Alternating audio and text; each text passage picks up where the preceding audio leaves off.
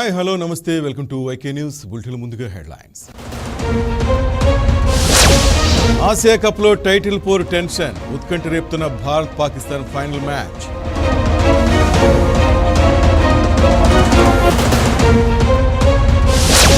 కరూరు తొక్కిసలాటపై TVK party legal fight, స్వతంత్ర విచారణ కోరుతూ పిటిషన్.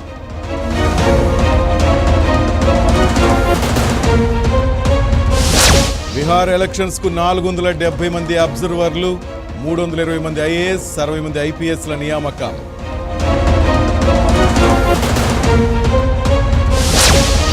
ఆంధ్రప్రదేశ్లో తగ్నున్న విద్యుత్ ఛార్జీలు, ట్రూ డౌన్ చెల్లింపుల తర్వాత తగ్గిస్తామన్న ప్రభుత్వం.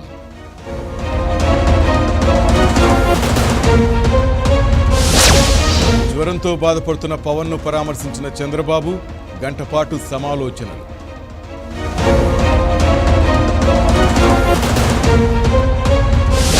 తెలంగాణ అసెంబ్లీ ప్రాంగణంలో ఆంక్షలు, ఫిరాయింపు ఎమ్మెల్యేల పిలిచిన విచారణ రేపటి నుంచి షురు.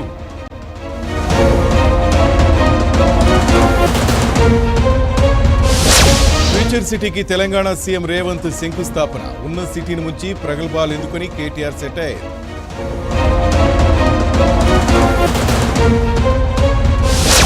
భక్తజన సంద్రంగా తిరుమల క్షేత్రం, మహాచండీదేవిగా బెజవాడ దుర్గమ్మ, కాళరాత్రి అలంకరణలో శ్రీశైల భ్రమరాంబ దర్శనం.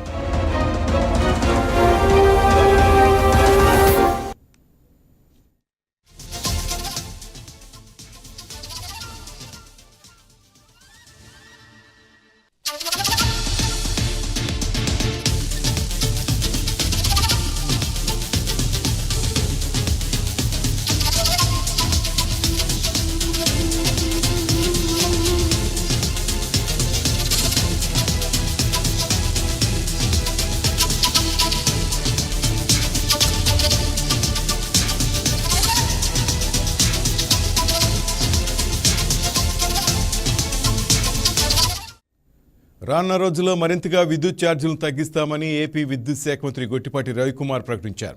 గతంలో జగన్ పెంచిన ట్రూ అప్ ఛార్జీలను ట్రూ డౌన్ చేసే దిశగా కార్యాచరణ రూపొందించామని స్పష్టం చేశారు. ప్రస్తుతం యూనిట్కు 13 పైసలు చొప్పున తగ్గించిన ఛార్జీలే కాకుండా భవిష్యత్తులో మరింతగా తగ్గించే దిశగా ప్రణాళికలు రూపొందిస్తున్నామన్నారు.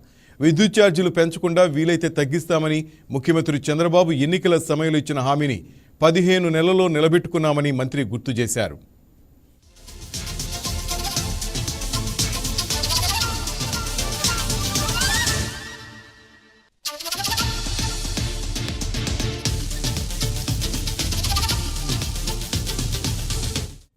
గతంలో వసూలు చేసిన ట్రూ అప్ ఛార్జీలు దాదాపు 923.55 కోట్ల విద్యుత్ ఛార్జీలు ప్రభుత్వం తగ్గించింది, అంటే ట్రూ డౌన్ చేసింది. వైసీపీ ప్రభుత్వం గతంలో వసూలు చేసిన ట్రూ అప్ ఛార్జీల మొత్తాన్ని వినియోగదారులకు అప్పటి వినియోగం లెక్కల ఆధారంగా సర్దుబాటు చేయబోతోంది.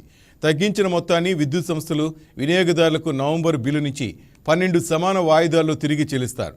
ప్రతి నెల ఇచ్చే బిల్లులో యూనిట్కు 13 పైసలు చొప్పున అప్పటి వినియోగం ఆధారంగా విద్యుత్ సంస్థలు ఛార్జీలు తిరిగి చెల్లించబోతున్నాయి. వచ్చే నవంబర్ నుంచి వినియోగదారుల కరెంటు బిల్లులో కొంతమేర ఛార్జీలు తగ్గబోతున్నాయి. అయితే ఆ ప్రక్రియ పూర్తయ్యాక ఛార్జీలు మరింత తగ్గిస్తామని మంత్రి గొట్టిపాటి ప్రకటించడం విశేషం.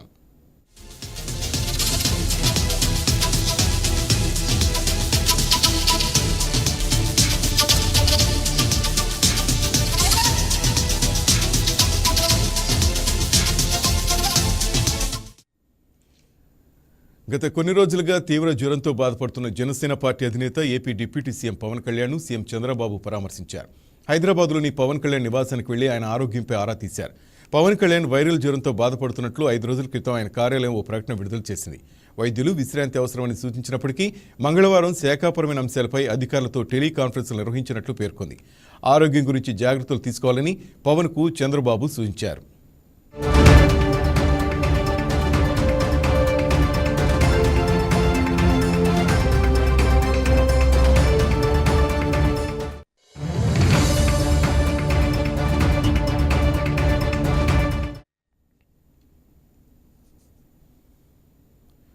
విద్యార్థుల ఫీజు రియంబర్స్మెంట్ బకాయిలు చెల్లించేందుకు ఏపీ ఆర్థిక శాఖ తాజాగా ఉత్తర్వులు జారీ చేసింది. పెండింగ్ బకాయిల్లో 394.29 కోట్లు చెల్లించేందుకు విడివిడిగా 6 ఉత్తర్వులు ఇచ్చింది. ఇందులో 2024-25 విద్యా సంవత్సరానికి సంబంధించి దాదాపు 3 త్రైమాసికాల ఫీజు బకాయిలు ఉన్నాయి. వీటిని ప్రభుత్వం కళాశాలకు చెల్లించాల్సి ఉంది. గతంలో ప్రభుత్వం మొదటి విడత పూర్తిగా చెల్లించగా రెండో విడతలో కొంత విడుదల చేసింది. ఇప్పుడు మిగతా బకాయిల మొత్తం విడుదలకు చర్యలు తీసుకుంది.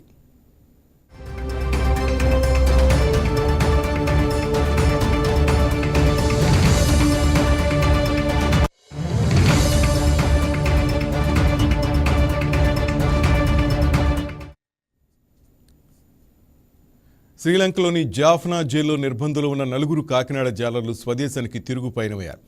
ఏపీ ప్రభుత్వం తరపున ఏపీ భవన్ నుంచి జాలర్ల విడుదలకు తక్షణ చర్యలు చేపట్టారు. దీంతో ఈ నెల 26న 4 జాలర్లు శ్రీలంక కోస్ట్ గార్డ్ సిబ్బంది భారత్కు అప్పగించారు. అంతర్జాతీయ సముద్ర సరిహద్దు రేఖ సమీపంలోని మండపం వద్ద శ్రీలంక కోస్ట్ గార్డ్ సిబ్బంది 4 భారత కోస్ట్ గార్డ్ సిబ్బందికి అప్పగించారు.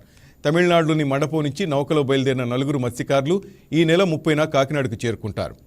2025 ఆగస్టు 3న కాకినాడకు చెందిన 4 మత్స్యకారులు శ్రీను వెంకటేశ్వర్, కర్రీ నోకరాజ్ బొరియా, చందా నాగేశ్వరరావు, బ్రహ్మానందం పడవ కొనుగోలు చేయడానికి తమిళనాడులోని నాగపట్నం బయలుదేరారు. అయితే తిరుగు ప్రయాణంలో నావిగేషన్ లోపం కారణంగా శ్రీలంక జలాల్లోకి కొట్టుకుపోయారు. జాఫ్నా తీరం సమీపంలోకి చేరుకున్నారు. వీరిని శ్రీలంక నౌకాదళం అదుపులోకి తీసుకుని జాఫ్నా పోలీసులకు అప్పగించింది. 2025 ఆగస్టు 4వ తేదీ నుంచి 4 మత్స్యకారులు 7 వారాలకు పైగా జాఫ్నా జైల్లో ఉన్నారు. 52 రోజులుగా జాఫ్నా జైల్లో నిర్బంధంలో ఉన్న 4 స్వదేశానికి తిరిగి రప్పించే అంశంపై ఢిల్లీలోని ఏపీ భవన్ అధికారులు జాఫ్నాలోని భారత రాయబార కార్యాలయం ద్వారా నిరంతరం సంప్రదింపులు చేశారు. ఢిల్లీలోని కోస్ట్ గార్డ్ కార్యాలయం ద్వారా 4 మత్స్యకారులను స్వదేశానికి రప్పించేలా ఏపీ భవన్ అదనపు రెసిడెంట్ కమిషనర్ అర్జాద్ శ్రీకాంత్ మంతనాలు జరిపారు. ఈ మేరకు ఈ నెల 26వ తేదీన శ్రీలంక అధికారులు 4 మత్స్యకారులను భారత్కు అప్పగించారు. ఏపీ ప్రభుత్వం తక్షణం స్పందించి సంప్రదింపులు చేయకపోతే ఈ 4 మరో 6 నెలల పాటు జాఫ్నా జైల్లో గడపాల్సి వచ్చేది.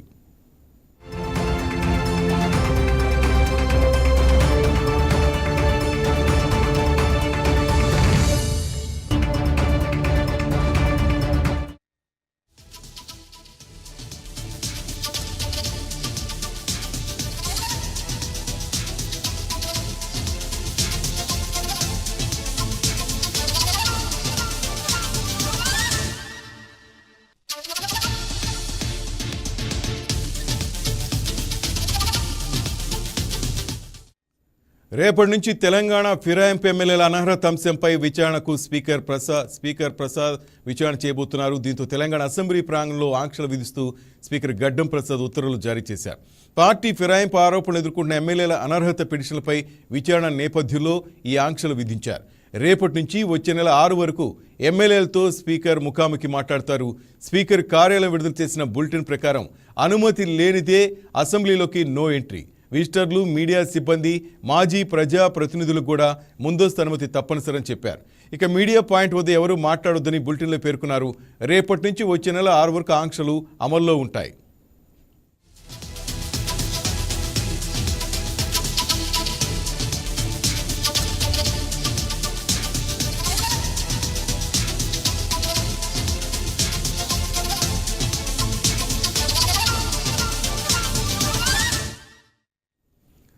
హైదరాబాద్లో బతుకమ్మ కుంటను సీఎం రేవంత్ రెడ్డి ప్రారంభించారు. అంబర్పేట నియోజకవర్గంలో పర్యటించిన సీఎం రేవంత్ రెడ్డి 7.15 కోట్ల వ్యయంతో హైడ్రా అభివృద్ధి చేసిన బతుకమ్మ కుంటను ప్రారంభించి గంగమ్మకు పూజలు చేశారు. అనంతరం మహిళలను బతుకమ్మ ఉత్సవాలకు ఆహ్వానించారు.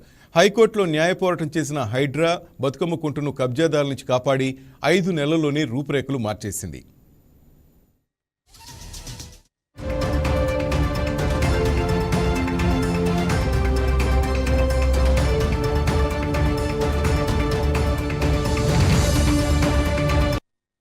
పేదల కోసం నిర్మించిన ఈ బతుకమ్మ కుంట ముఖ్యంగా ఆడబిడ్డలు దసరా పండుగ సందర్భంగా ఇక్కడ ఆనందంతో ఉత్సాహంతో ఈ కార్యక్రమాన్ని జరుపుకోవడాన్ని మనస్ఫూర్తిగా అభినందిస్తున్నాం.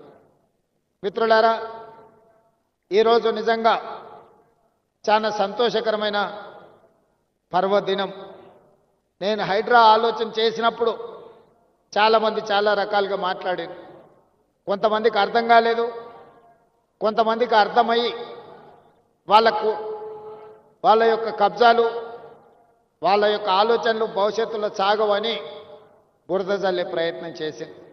ఎవరెన్ని ప్రయత్నాలు చేసినా మంచి పని చేయాలనుకున్నప్పుడు, ఒక సంకల్పంతో ముందుకు వెళ్ళాలనుకున్నప్పుడు కొన్ని ఒడిదుడుకులు వస్తాయి. ఆ ఒడిదుడుకులను సమయస్ఫూర్తితోనో సమయము సందర్భాన్ని బట్టి వాటిని పరిష్కరించుకుంటూ ముందుకు వెళ్ళాలి.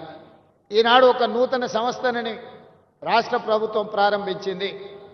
చాలామంది చాలా ఆరోపణలు చేసింది. కానీ నేను ఒక మాట చెప్పదలుచుకున్నా. కోవిడ్ తర్వాత పర్యావరణంలో చాలా మార్పులు వచ్చినాయి. క్లైమేట్ చేంజెస్ అంటే ఊహించని లేనంత వాతావరణంలో మార్పులు వచ్చినాయి.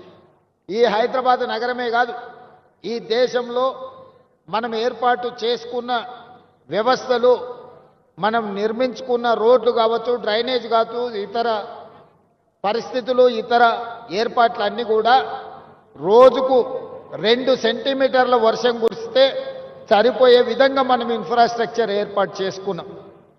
గతంలో వర్షాలను బట్టి ఆనాడు నిర్మాణం చేయాల్సిన ప్రభుత్వ సంస్థలు ఒక రోజుకి 24 గంటల్లో 2 సెంటీమీటర్ల వర్షం పడితే ఎదుర్కోవడానికి అవసరమైన మనము ఇన్ఫ్రాస్ట్రక్చర్ ఏర్పాటు చేసుకున్నాం. తెలంగాణ సీఎం రేవంత్ రెడ్డిపై మాజీ మంత్రి బీఆర్ఎస్ వర్కింగ్ ప్రెసిడెంట్ కేటీఆర్ విమర్శలు గుప్పించారు. ప్రస్తుత సిటీని ముంచేసి ఫ్యూచర్ సిటీ కడతాడట అంటూ సెటైర్లు వేశారు. తెలంగాణలో అభివృద్ధి కుంటుపడిందని, కాంగ్రెస్ ఎమ్మెల్యేలు వ్యాసాలు రాస్తున్నారని చురకలంటించారు. తెలంగాణలో కాంగ్రెస్ పాలన అధ్వానంగా ఉందన్న కేటీఆర్ ఆ పార్టీకి బుద్ధి చెప్పడానికి జూబ్లీహిల్స్ ఉప ఎన్నికల రూపంలో ప్రజలకు మంచి అవకాశం లభించిందన్నారు. బీఆర్ఎస్ ఎమ్మెల్యేలని గతంలో హైదరాబాద్ లో గెలిపించారు, రేపు కూడా గెలిపించాలని మళ్ళీ ప్రజల్ని కోరుతా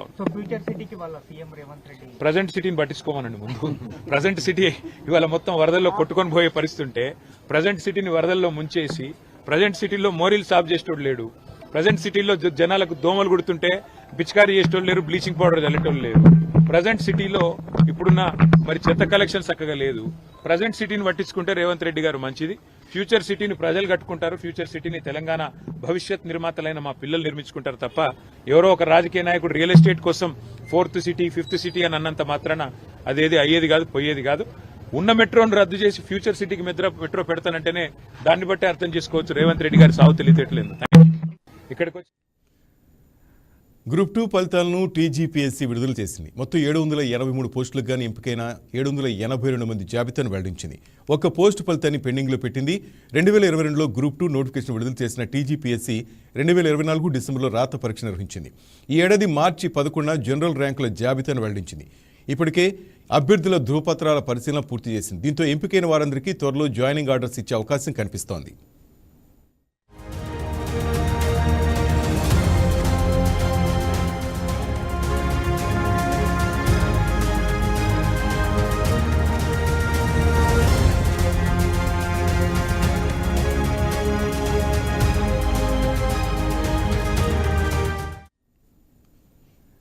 దసరా పండుగ నేపథ్యంలో సికింద్రాబాద్ జూబ్లీ బస్టాండ్లో రద్దీ పెరిగింది. సెలవులకు పెద్ద ఎత్తున స్వగ్రామాలకు తరలివెళ్తున్న సందర్భంగా ప్రయాణికులతో జేబీఎస్ కిక్కిరిసింది.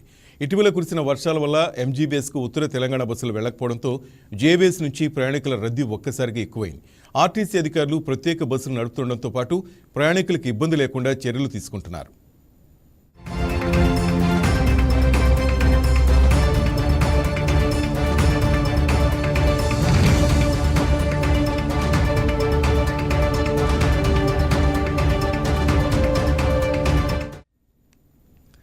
విజయవాడ ప్రకాశం బ్యారేజీకి వరద ఉధృతి కొనసాగుతోంది. ఈ నేపథ్యంలో అధికారులు 2వ ప్రమాద హెచ్చరిక జారీ చేశారు. ఇక్కడ ఇన్ఫ్లో అవుట్ఫ్లో 6.05 లక్షల క్యూసెక్లుగా ఉంది. దీంతో 69 గేట్లు ఎత్తి నీటిని విడుదల చేస్తున్నారు. లంక గ్రామాల ప్రజలు జలవనరుల శాఖ అధికారులు అప్రమత్తం చేశారు. ప్రకాశం బ్యారేజ్ నుంచి కృష్ణానదికి భారీగా వరద నీరు చేరుతోంది. లోతట్టు ప్రాంత ప్రజలు అప్రమత్తంగా ఉండాలని అధికారులు సూచించారు. కృష్ణానదికి వరదల దృష్ట్యా మండలాల్లో కంట్రోల్ రూములు ఏర్పాటు చేశారు.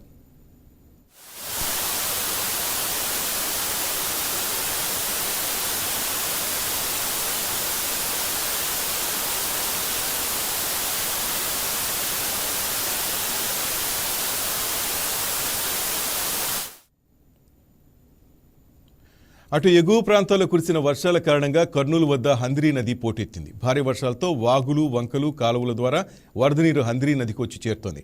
నదికి ఆనుకుని నగరంలో ఉన్న చెంచు కాలనీ, దేవనగర్, బుధవారపేటలోని లోతట్టు ప్రాంతాలు జలమయమయ్యాయి. వరద కారణంగా రాకపోకలకు కాలనీవాసులు తీవ్ర ఇబ్బందులకు గురవుతున్నారు.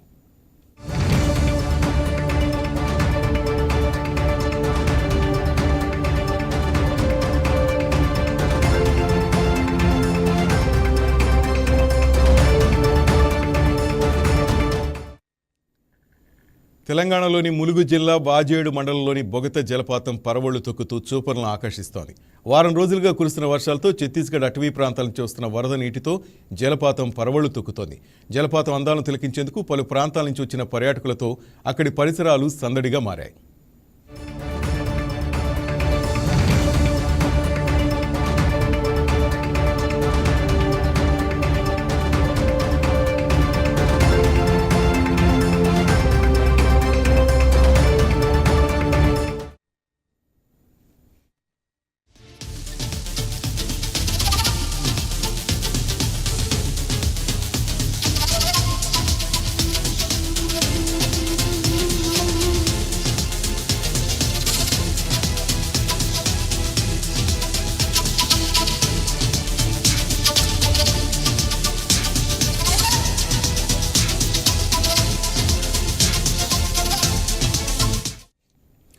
బీహార్లో అసెంబ్లీ ఎన్నికలకు కేంద్ర ఎన్నికల సంఘం ముమ్మడి ఏర్పాట్లు చేసింది.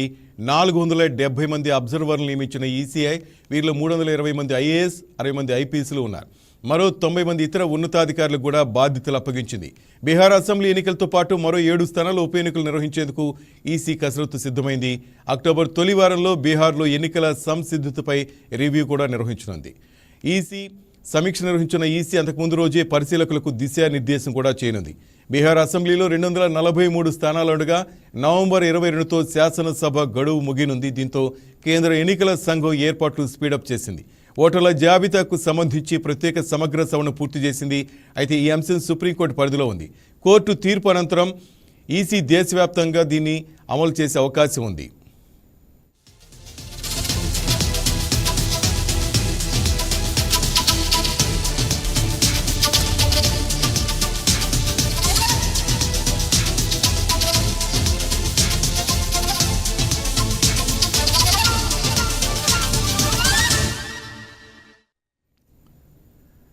తమిళనాడులోని కరూర్ రాజకీయ సభలో జరిగిన ఘోర తొక్కిసలాటపై టీవీకే పార్టీ కోర్టును ఆశ్రయించింది. ఈ సభలో తొక్కిసలాట జరిగి 40 మంది చనిపోయారు.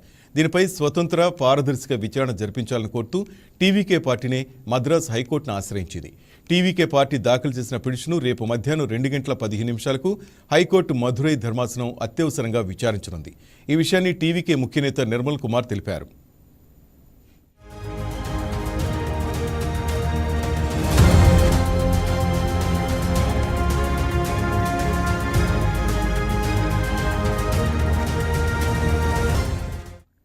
బాధితులకు న్యాయం జరిగేలా చూడాలని కోరుతూ జస్టిస్ ఎం దండపాణి నివాసంలో టీవీకే పార్టీ తరపు న్యాయవాదులు వాదనలు వినిపించారు. జన సందోహం నిర్వహణ, భద్రతా ఏర్పాట్లలో జవాబుదారీతనాన్ని నిర్ధారించేందుకు విచారణ అవసరమని కోర్టుకు తెలిపామన్నారు. విజయ్ నిర్వహించిన రాజకీయ సభ కారణంగా ఇరుకుదారులు తొక్కిసలాట జరిగి 40 మంది చనిపోయారు. మృతుల్లో 9 మంది చిన్నారులు కూడా ఉన్నారు. గాయపడిన మరో 60 మందికి పైగా ఆసుపత్రిలో చికిత్స పొందుతున్నారు.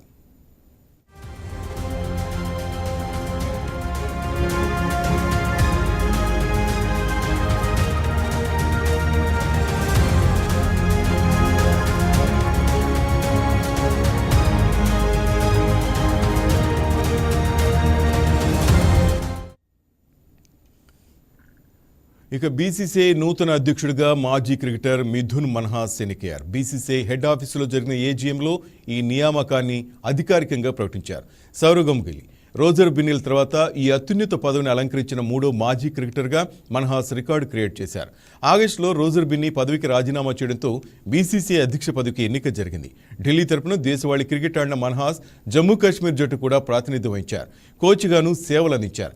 కెరీర్లో 147 ఫస్ట్ క్లాస్ మ్యాచ్లాడి 9,714 పరుగులు కూడా చేశారు.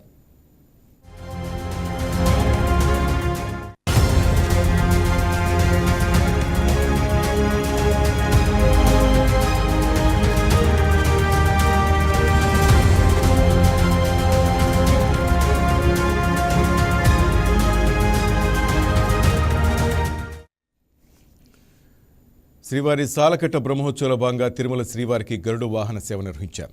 దేవదేవుడికి ప్రీతికరమైన ఈ సేవను చూసేందుకు భక్తులు పెద్ద ఎత్తున తరలివచ్చారు. గోవింద నామస్మరణతో తిరుమల కొండలు మారుమోగాయి. మాడవీధుల గ్యాలరీలో నుంచి దాదాపు 2 లక్షల మందికి పైగా భక్తులు స్వామివారిని వీక్షించారు. శ్రీవారి మూల విరాట్కు అలంకరించే లక్ష్మీహారం, మకరకంటి ఆభరణాలను ఈ సేవ రోజు ఉత్సవమూర్తికి అలంకరించారు. గరుడ సేవ సందర్భంగా భక్తుల రద్దీకి తగ్గట్టుగా టీటీడీ విస్తృత ఏర్పాట్లు కూడా చేసింది. మాడవీధిలో భక్తులు నియంత్రించేందుకు సేవ సజావుగా సాగేందుకు ప్రత్యేక సిబ్బందిని నియమించారు.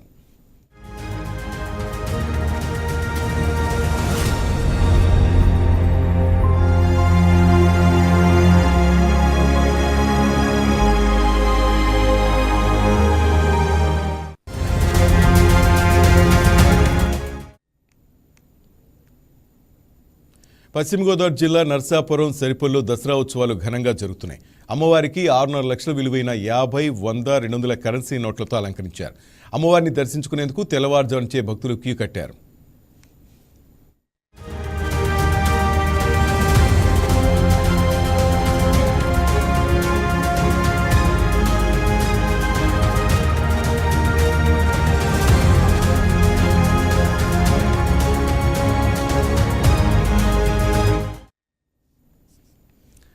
దేవి శరణవరాత్రులంటే చాలు భక్తులంతా భక్తి పార్వశిల మునిగిపోతారు. అదే సమయంలో బెజవాడ కనకదుర్గమ్మ సాక్షిగా కృష్ణవేణమ్మ ఒడిలో మునకలు వేస్తే ఎంతో పుణ్యం వస్తుంది. అందుకే భక్తులు ఈ 10 రోజులు కృష్ణానదికి వచ్చి 3 మునకలు వేసి దుర్గమ్మ తల్లికి దండం పెట్టుకుంటారు. అయితే అందరూ బెజవాడకు రాలేరు. ఇతర జిల్లాల వాళ్ళు, ముఖ్యంగా విదేశాల్లో ఉన్నవారు ఇక్కడికి వచ్చి పుణ్యస్నానం చేయలేరు. వారి కోసమే వైకేటీవీ నెట్వర్క్ ఓ సదుపాయాన్ని కల్పించింది. www.ykTV.in వెబ్సైట్లో www.ykTVin/నవరాత్రి ఉత్సవ్ ఈ లింకును క్లిక్ చేయగానే కృష్ణానదిలో 3 మునకలు వేసినట్లుగా వర్చువల్ వీడియో చేశారు. అది క్లిక్ చేస్తే మీరు కూడా 3 మునకలు వేసినట్లే. వెంటనే ఈ వెబ్సైట్ను విజిట్ చేయండి, 3 మునకలు వేయండి, దేవీ శరణవరాత్రుల పుణ్యాన్ని దుర్గమ్మ ఆశీస్సులతో పొందండి.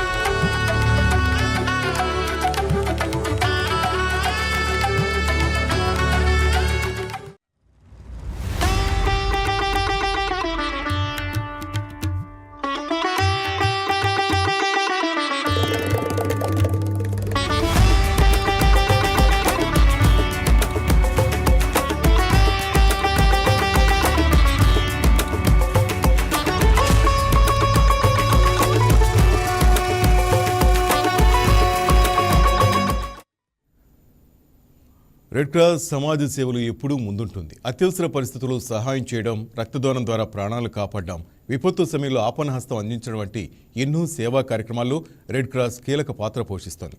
ఇప్పుడు దసరా సందర్భంగా విజయవాడ కనకదుర్గ అమ్మవారి ఆలయం దగ్గర రెడ్ క్రాస్ సభ్యులు భక్తులకు అండగా నిలుస్తూ సేవలు అందిస్తున్నారు. రెడ్ క్రాస్ కార్యకలాపాలు, భవిష్యత్తు ప్రణాళికల గురించి సొసైటీ చైర్మన్ డాక్టర్ సమరంతో Harshitha face to face. Dasara ఉత్సవాల సందర్భంగా అయితే ఈ కనకదుర్గమ్మ వారి గుడి మీద అయితే రెడ్ క్రాస్ సొసైటీ అనేది కూడా ఏర్పాటు చేశారు. ఏదైతే హ్యాండిక్యాప్డ్ భక్తులు ఉన్నారో, ఎవరైతే కొంచెం హెల్త్ ఇష్యూస్ ఉన్న వాళ్ళందరినీ అయితే మొన్న 22వ తారీఖు నుంచి ఇప్పటి వరకు అయితే ఎక్కడ వచ్చే భక్తులకు అంతరాయం కలగకుండా అయితే చూస్తున్నారు. ఏదైతే విద్యార్థులు కానీ వాలంటీర్లు వాళ్ళు ఎవరైతే నిరంతరం వాళ్ళని కష్టపడితే ఎవరైనా హ్యాండిక్యాప్డ్ వీల్ చైర్స్లో తీసుకురావడం అనేది కూడా మెట్ల దగ్గర వాళ్ళు సహాయం చేయడం కూడా చూస్తూనే ఉన్నాము. సో వీటన్నిటి గురించి అయితే మనకి పూర్తిగా వివరణ ఎలా ఉంది, ఇంకెంతమంది స్టాఫ్ని తీసుకొచ్చారు, ఏంటి అంటే రాను అంటే రేపు మూలా నక్షత్రం ఉంది, ఇక నుంచి కూడా భక్తుల రద్దీ సంఖ్య పెరిగే అవకాశం ఉంది. కాబట్టి దానికి ఎలాంటి ఏర్పాట్లు చేశారనే దాని గురించి మాట్లాడడానికైతే మన ముందు ప్రస్తుతం రెడ్ క్రాస్ చైర్మన్ సమరం గారు ఉన్నారు. ఆయనతో ఒకసారి మాట్లాడదాం. సార్ చెప్పండి సార్, ఏంటి అంటే 22వ తారీఖు నుంచి ఇప్పటి వరకు రెడ్ క్రాస్ సొసైటీ అనేది భక్తులకైతే అంతరాయం కలగకుండా నిరంతర సేవలు చేస్తుంది. దాని పట్ల మీకు ఏమనిపిస్తుంది సార్? మేడం, నేను Indian red cross society NTR జిల్లాకి చైర్మన్గా ఉన్నాను. గత 5 సంవత్సరాలుగా నేను చైర్మన్గానే ఉన్నాను. ఈ ప్రతి సంవత్సరం దసరా ఉత్సవాలకి ఇండియన్ రెడ్ క్రాస్ తరఫున మా యూత్ రెడ్ క్రాస్ వాలంటీర్స్ ప్రతి షిఫ్ట్కి 8 గంటలకు ఒక షిఫ్ట్కి పెట్టాము. 20 మంది వాలంటీర్స్ తరఫున ఉంటున్నారు. ఎక్స్ట్రాడినరీ సర్వీస్ చేస్తారు వాళ్ళు. ప్రతి కాలేజీలో మాకు యూత్ రెడ్ క్రాస్ ఉంది. యూత్ రెడ్ క్రాస్ సార్ మాకు డిజాస్టర్ మేనేజ్మెంట్ గురించి కానండి, ఇతర సరే అలాగే దసరా వస్తున్నప్పుడు ఈ దేవస్థానం వాళ్ళు మాకే ప్రిఫరెన్స్ ఇస్తున్నారు. మా ప్రిఫరెన్స్ ఇచ్చి మీరే కావాలన్నారు. చేతకి మేము ఇక్కడి నుంచి పైకి వచ్చే ఎవరైతే వృద్ధులు ఉంటారో ఫిజికల్లీ హ్యాండిక్యాప్ ఉన్నారో లేదా బ్లైండ్ పీపుల్ లాగా ఉన్నట్లు ఉంటారో సరే కనుగొంటాయో వాళ్ళందరినీ కూడా వీల్ చైర్లో తీసుకెళ్ళడం కానీ లేకపోతే మోసుకు వెళ్ళడం కానీ చేయడం. మా వాలంటీర్లు అందరూ భుజాల మీద వెళ్ళదు, బస్తాలా మోస్తారు, మనుషులు మోస్తున్నారు ఫిజికల్. కానీ వాళ్ళందరూ వెరీ హ్యాపీ. మేము ఇక్కడ వచ్చి ఏ రకమైన కష్టం లేకుండా ఇన్ని లక్షల మంది వస్తున్నాం సరే మేము కష్టం లేకుండా దర్శనం చేసుకున్నామని చెప్పి హ్యాపీగా ఫీల్ అవుతున్నారు. ఇక్కడ అలాగే మాకు ప్రతి టీంకి ఒకళ్ళు లీడర్గా పెట్టాము. ఆరంగా ఈ పోటీ డాక్టర్ రాజక్ గారు అని ఈమె లీడర్గా ఉన్నారు. అలాగే ఒక కేవలం గైడెన్స్ కాకుండా వాళ్ళు కూడా ఇన్వాల్వ్ చేస్తారు. ఇక్కడ ఎప్పుడైనా సరే ఇక్కడ ఎప్పుడు దసరా ఉత్సవాలు వచ్చినా సరే లేకపోతే భవానీలు వాళ్ళు వచ్చినప్పుడు ఇక్కడ మమ్మల్ని రమ్మంటారు, రెడ్ క్రాస్నే రమ్మంటారు. ఎందుకంటే చాలా డెడికేటెడ్గా కమిటెడ్గా చేస్తారు ఇక్కడ అందరూ.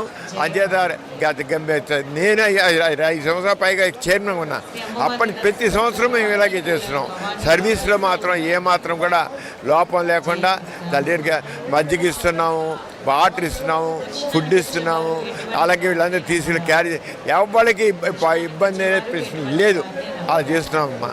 సార్ మరి ఇప్పుడైతే ఎవరైతే స్టాఫ్ ఉన్నారో వాళ్ళకి సర్టిఫికెట్స్ ఇస్తారా లేకపోతే స్టైఫండ్ అంటే సేవకు చేసే వాళ్ళకి ఏమేమి సప్లై చేస్తారు సార్ మీరు? చాలా మంచి ప్రశ్న చేశారు.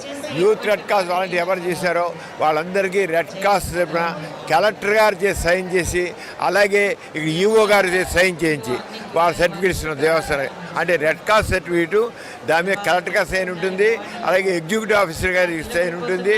ఈ సంవత్సరం చైర్మన్ గారు వారు కూడా సైన్ పెట్టి ప్రత్యేకంగా appreciation day services minister every దాని ప్రత్యేకంగా ఒక ఫంక్షన్ పెట్టి కలెక్టర్ గారు కూడా ఉంటారు ఫంక్షన్ పెట్టి వాళ్ళకి ఇలా ఇస్తున్నాం. వీఆర్ వాళ్ళ సర్వీసెస్ తప్పకుండా రికగ్నైజ్ చేస్తున్నాం మేము. సో ఇప్పటికైతే ఎవరైతే రెడ్ క్రాస్ సొసైటీ కింద ఇక్కడ సేవ చేసిన ప్రతి ఒక్కరికైతే కలెక్టరేట్ చేతుల మీదుగా అయితే వాళ్ళకి సర్టిఫికేట్ అందజేయడం అయితే జరుగుతుంది. దానికి ఒక ఆర్గనైజేషన్లా ఏర్పడైతే ఒక ఇనాగ్రేషన్ అనేది పూర్తిగా ఒక రోజు మొత్తం దానికి నియమించి ఇలా సేవ చేసిన అమ్మవారికి కానీ ఇలా భక్తులకి ఎవరైతే సేవలు చేశారో వాళ్ళందరినీ గుర్తించి ఇలా అమ్మవారికి సంబంధించింది ఇలా ఇవ్వడం అనేది కూడా జరుగుతుందని అయితే చెప్తున్నారు. ఏదైతే ఇప్పటి వరకు సేవ చేశారో మొత్తం షిఫ్ట్లు అనేది కూడా ఆయన వివరించారు. ఎలా ఉంటుంది అంటే రానున్న ఈ మూలా నక్షత్రానికి కానీ ఎన్ని రకాలుగా షిఫ్ట్లు వేశారు, ఎలా ఉంటుంది, వర్క్ ఎలా ఉంటుందని అయితే సమరం గారు అయితే మనకి చెప్పారు. వీడియో జర్నలిస్ట్ మౌలితో Harshitha, YK news, Vijayawada. YK TV helicopter ride అన్నామో లేదో జెట్ స్పీడ్తో కామెంట్ చేస్తున్నారు. అందుకే వైకే టీవీ మరో అడుగు ముందుకేసి రోజు రైడ్స్ ఇస్తోంది. ఇంతకీ రైడ్ విన్నర్ ఎవరో ఎలా తెలుస్తుంది? సింపుల్. రోజు వైకే టీవీలో ప్రసారమై లైవ్ ప్రోగ్రాంలు చూడాలి. రోజుకు ప్రోగ్రాంలో విన్నర్ని అనౌన్స్ చేస్తాం. 29వ తేదీన 7 గంటలకు ప్రసారమయ్యే గుడ్ మార్నింగ్లో ఫస్ట్ విన్నర్ని ప్రకటన చేస్తారు. ఇలా ప్రతిరోజు ఒక్కో ప్రోగ్రాంలో మీరు విన్నర్ ఎవరో తెలుసుకోవచ్చు. So keep watching YK TV. ఇది తెలుగువారి గుండె చప్పుడు.